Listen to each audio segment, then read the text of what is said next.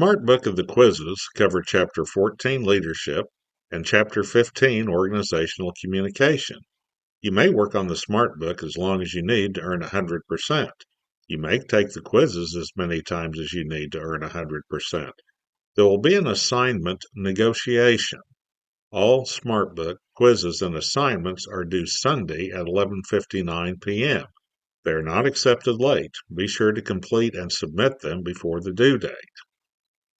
So if we come down here to week 7 and we click on it, open up, you'll see the PowerPoint, see the Smart Book and quiz for 14, Smart Book and quiz for 15. Then we have assignment negotiation. Click on that and we're going to continue. What you'll need to do is watch these two videos, 10 Rules of Negotiation and 8 Tactics of Negotiation. And I suggest that you download the Rules and Tactics worksheet and take notes on it. You'll also have the conflict styles questionnaire and explanation. And I'm going to open that so you can see it. And it's the Thomas Kilmann, and it basically tries to determine how you manage differences. So there's some pairs of statements here. You'll circle the one that's most like you or most correct, and then you'll add it up and you'll get an idea of what your conflict style is, how you handle it. And it may not be unusual to have more than one dominant one, but you should be able to take a look. And then down here, it'll give you a little explanation on what that means. And so you'll need that to complete your assignment. So we'll take a look here that we have the rules and tactics, and that just basically lists the 10 rules and 8 tactics, and then you should take notes on that. And then the assignment, we'll click on the assignment here, and it'll have a template, and it'll basically ask you the 5 questions. It will talk about the 10 rules of negotiation, and is there one that you typically break, and why, and what you can do in the future to not do that. And then select one of the 10 and say that has been used on you, and or you would use in a negotiation, and you would consider that. And then 3, pick one of the tactics that's been used on you. What happened? How would you handle it differently? The same thing on the 8 tactics of negotiation. What one would you be comfortable using in your next negotiation? And last, it'll ask you about your score from the Thomas and Kilmann. So complete that and then upload it. We have Yellow Dig, and Yellow Dig has multiple topics for you to participate in. Some topics are what we've been studying, and others may be ones that we'll do next week. But if you have something to say about them, feel free. This would be a good week to post on communication and leadership. Earning points for Yellow Dig resets on Sunday at 11:59. Be sure your 1,000 points are earned by then. As a reminder, you can earn up to 1,350 points per week to catch up or work ahead. You'll be guaranteed an A if you earn 8,000 points by the end of the semester. Remember, we only have 2 weeks left, so if you haven't completed the Yellow Dig assignments or Yellow Dig points, you still have 2 weeks to reach that 8,000 or reach as far as you can on it. I want to spend a few moments discussing the bargaining zone and the classic two-party negotiation. So as you're doing your negotiation and looking at the rules and tactics, it's good to have an idea of some of the basics. And the classic two-party negotiation is probably one of the simplest ones to discuss and understand. So if we look here, we've got a classic negotiation between management and labor over wages. Okay, most bargaining will have multiple things involved with it, but we're just going to stick on the wage. So we can see here that this is management's initial offer, which is MI, and that's $12.75 an hour. Then we have the management's maximum reserve point, which is MR, which is $13.75 an hour. What this says is that management would be willing to go up to $13.75 an hour to resolve this. But they're going to make an initial offer of $12.75. So somewhere between $12.75 and $13.75 would be a satisfying negotiation for the management. If we look over here, that the union's minimum reserve point is $13.25.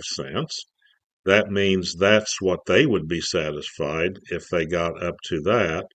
And then their initial offer is $15 an hour. Okay.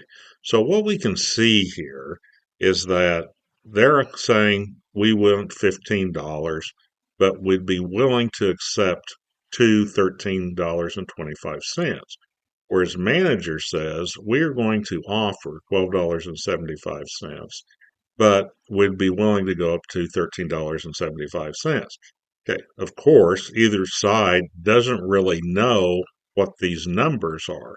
They do know that they're going to make an initial offer on each side, and it's probably going to be higher on the union side for wages and lower on the management side.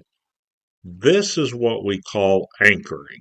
So if we throw out $12.75, then we've anchored that. We have told, management's told the union that they're going to go below $12.75. The union, on the other hand, has thrown out an anchor which says we're not going to go above $15 an hour. So here we have what's called anchoring. So we now know what each side is willing to make either their maximum or their minimum. And so somewhere in between here is where the bargaining's going to happen. Now we've also seen here that the management will not go above 1375, and the union is trying to go no lower than 1325. So as long as we start the negotiation and we get within the bargaining zone, this means that somewhere between 1325 and 1375, an agreement will be struck. So you can assume that any time we get within the bargaining zone, a deal's going to happen. The question is where are we going to settle between these two? So let's say the negotiation goes on and we negotiate back and forth, and management comes up and they say, okay, we'll give you 1325. And the union goes, great, that's really what we were looking for. And so we take it. So within this bargaining zone now, the union's happy. They got what they said that they wanted to take as a minimum. Management's really happy because it cost them 50 cents less an hour. At this point, if nobody knows what it was, then everybody's happy. One of the things you'll find in negotiation is no matter what, you never tell the other side what they could have gotten. Because right now, everybody's happy. But if one of the negotiators said, boy, you all are really tough, but we were willing to go up to 1375, all of a sudden, the union is no longer happy. But at one point, they thought they did a good job negotiating, and now they're mad because they feel like they've been cheated out of 50 cents an hour. The same would be true the other way. If I ended up giving $13.75 an hour and the union told me they could have got it for 50 cents less, I would no longer be happy either. So a deal will always happen within the bargaining zone, but it's never a good idea to disclose what your bottom line was or what the other side could have gone. Okay, that's just a little brief discussion on a classic two-party negotiation. You'll be seeing an email sometime this week from the university, and they will be asking you to participate in the IDEA evaluations for this course. The university uses the input to evaluate and gather data to improve teaching and learning. I will use your input to improve the course offering. Each semester, the IDEA evaluations are part of my semester review and are important to me. You will benefit future students by giving honest, constructive comments, just as you have benefited from previous students' honest, constructive comments. I would appreciate you giving me an explanation of any comment you make.